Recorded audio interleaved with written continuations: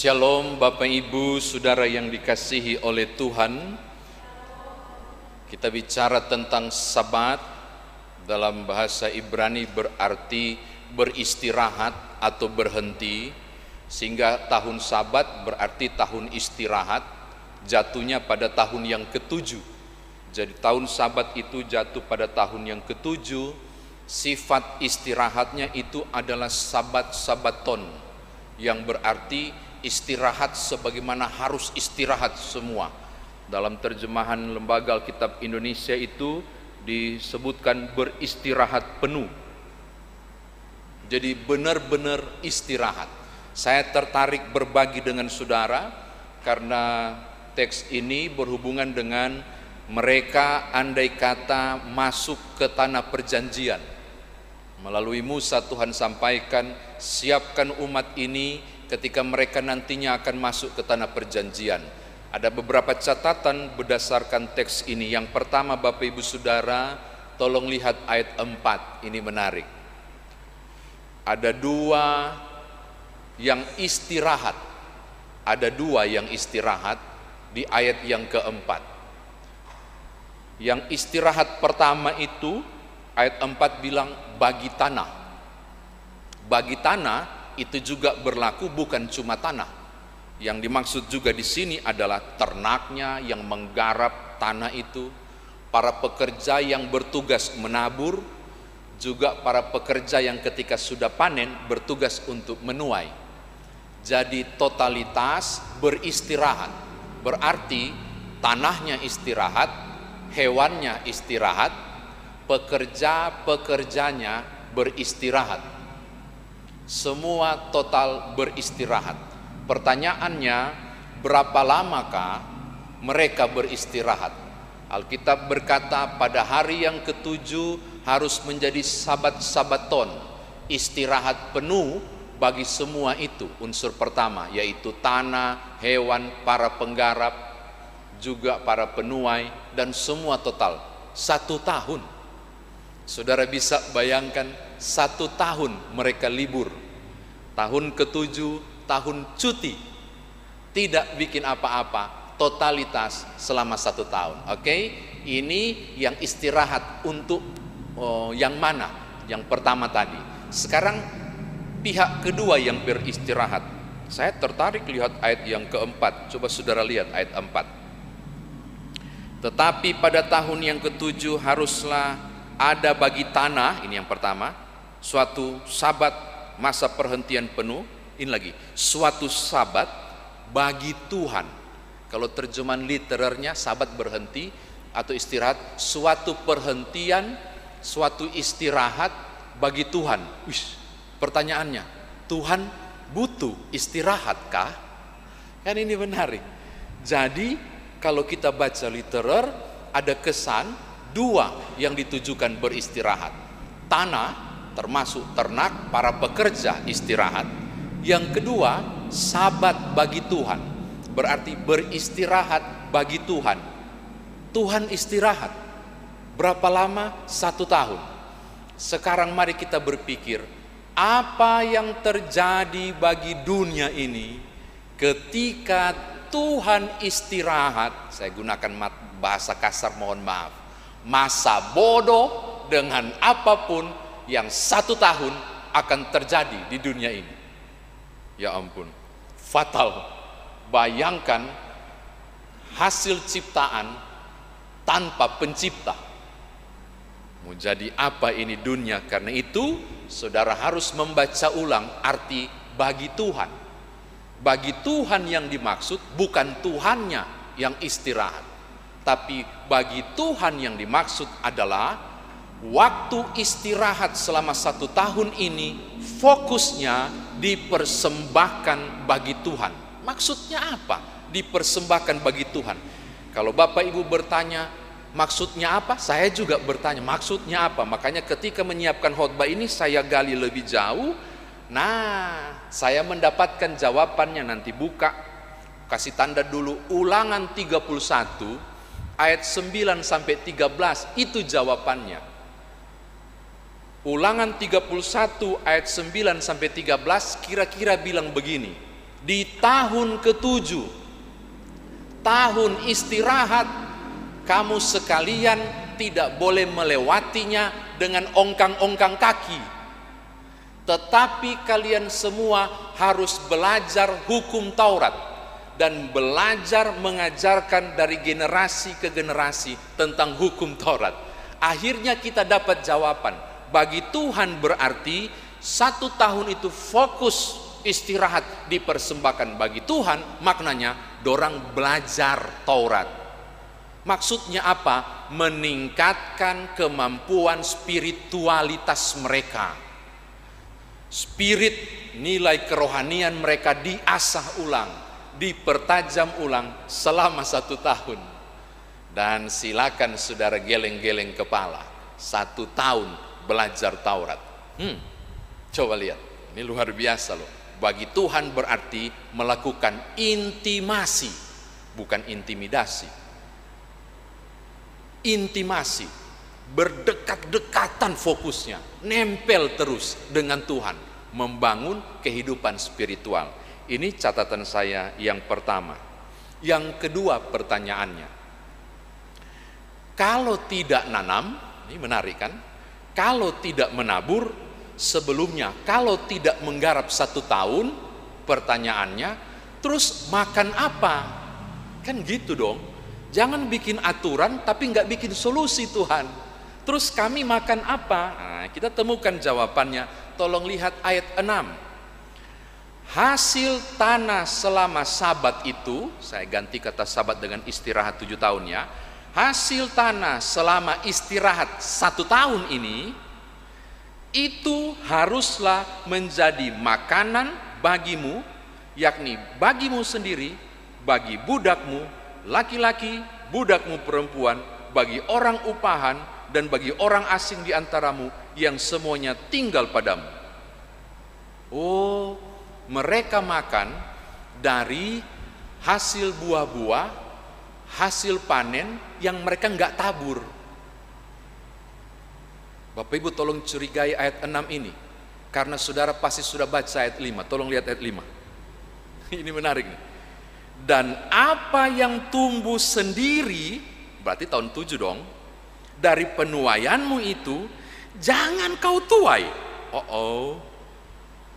Baca. Dan buah anggur dari pokok anggurmu yang tidak dirantingi jangan kau petik. Wah, soal nih. Tahun itu harus menjadi tahun perhentian penuh bagi tanah itu.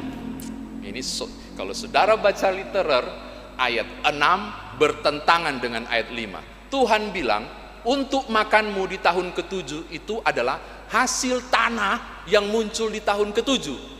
Ayat 6 bilang, tapi ayat 5 bilang, tapi hasil tahun ke-7 jangan kau tuai. Terus makan apa? Nah ini makanya harus diluruskan ayat 5 dan 6. Kata tuai yang dimaksud bukan tidak boleh diambil.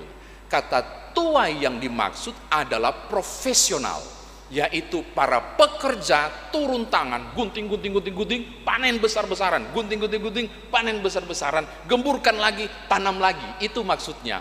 Jadi ayat 5 mau bilang, bukan nggak boleh nikmati, bukan. Karena ayat 6 suruh nikmati. Lalu apa? Sekedar untuk kebutuhan. Bukan hasil yang tidak kau tanam itu berbunga-bunga dan berbuah-buah, baru kau ambil semua, nggak boleh. Cukup untuk makan keseharian selama 365 hari, selama 1 tahun. Ini menarik ya. Jadi bukan seluruh pekerja bergerak, traktor bergerak, atau alat-alat apapun yang mereka pakai, panen total. Enggak. Yang dipetik sesuai dengan kebutuhan. Oke, ini catatan saya yang kedua. Yang ketiga, saya bersyukur muncul nats pembimbing. Tolong lihat nats pembimbing kita. Itu menarik. Keluaran 23 ayat 10, betul ya nats pembimbing itu. Keluaran 23 ayat 10 dan 11. Bapak Ibu, fungsi kedua tahun sabat, tahun istirahat, Mereka boleh petik dan boleh makan, tapi nggak boleh bawa pasukan penuai yang bekerja. Mengapa? Karena harus ditinggalkan. Kenapa harus ditinggalkan? Karena bukan kau yang tanam, kata Tuhan. Kan kau nggak garap tahun ini, kan kau nggak nabur tahun ini. Saya yang kasih tumbuh ini langsung. Dan itu diperuntukkan untuk siapa? Siapapun yang butuh. Karena tanah itu nggak kau garap 1 tahun, nggak kau tanam 1 tahun, maka nggak boleh kau panen. Itu semua berhak panen, termasuk para janda, yatim piatu, orang asing, orang miskin. Bahkan di bacaan kita di ayat yang ke-7, ayat 6 dan 7, budakmu boleh panen, boleh ambil, budak perempuan boleh ambil, budak laki-laki boleh ambil. Saudara tangkap maksudnya? Ini poin menarik.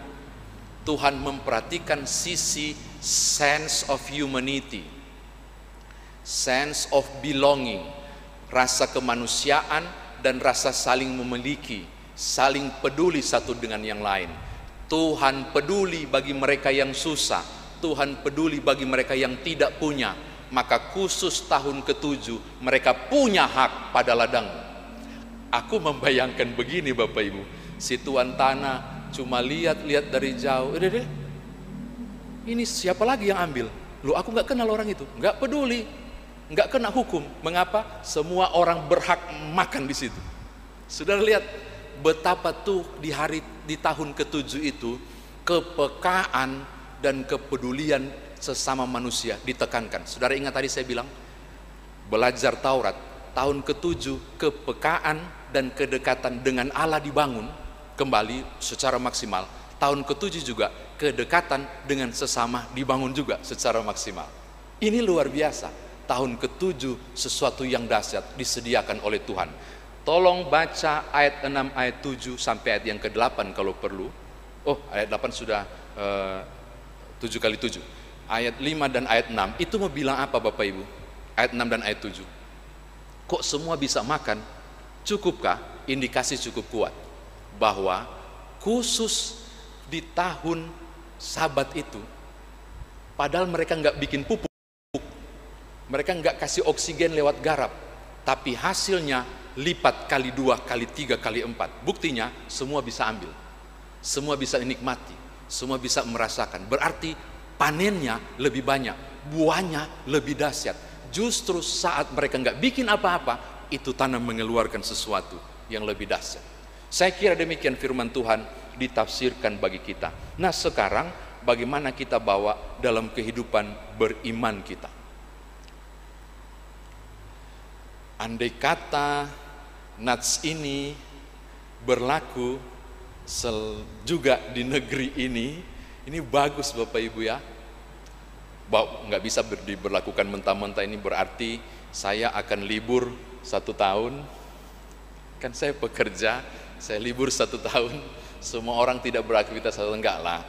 Ada satu hal yang penting sebenarnya dari kata istirahat.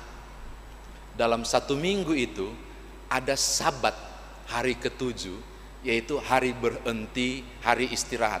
Dan kalau saudara baca Keluaran 20, sifatnya sama dengan Imamat 25, yaitu supaya tanah itu istirahat, pekerja itu istirahat, hewan-hewan itu istirahat, dan seterusnya, engkau juga istirahat.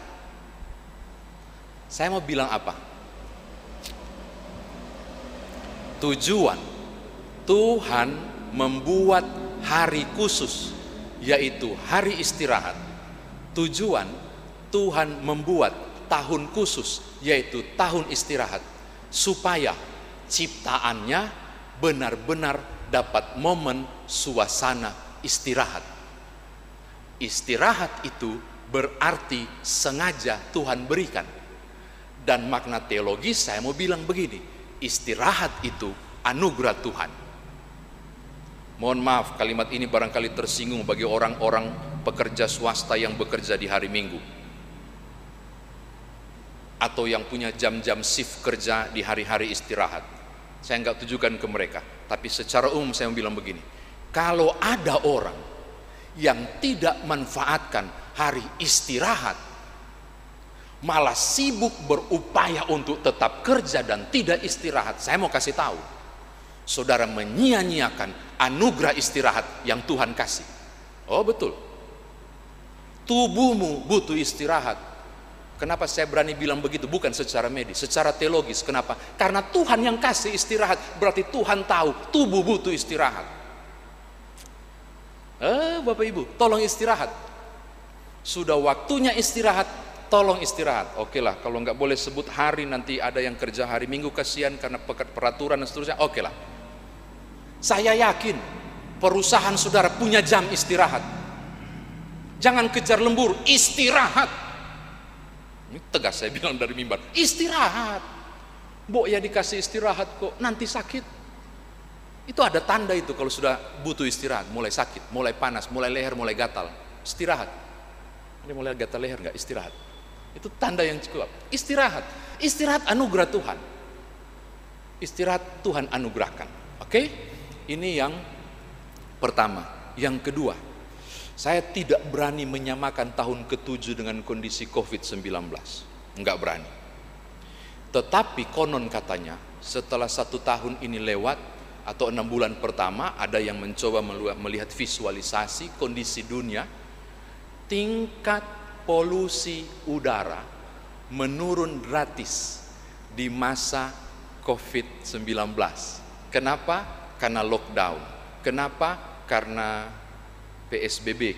Saya menangkap secara sederhana begini Bapak Ibu. Kenapa Tuhan membuat tanah jangan digarap di tahun ke-7 dan dibiarkan 1 tahun?